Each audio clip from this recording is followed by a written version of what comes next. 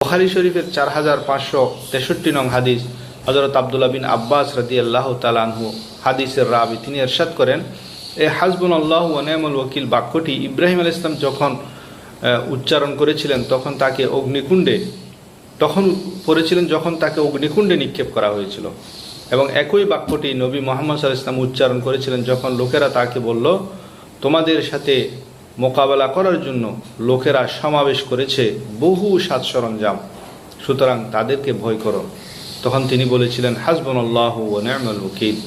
একবার চিন্তা করুন, হযরত ইব্রাহিম আলাইহিস সালামকে যখন জালেম বাদশা অগ্নিকুণ্ডে নিক্ষেপ করেছিলেন, সেটি কত বড় মাপের বিপদ। তিনি সেই বিপদে এই ছোট্ট আয়াতটি পড়েছিলেন এবং সাথে সাথে আল্লাহর সাহায্য নেমে এসেছিল। ওনার জন্য ওই অগ্নিকুণ্ড বাগান হয়ে গিয়েছিল। আল্লাহ তাআলা ঘোষণা দিলেন, ইয়া নারু কুনি বারদাম ওয়া সালামান আলা ইব্রাহিম।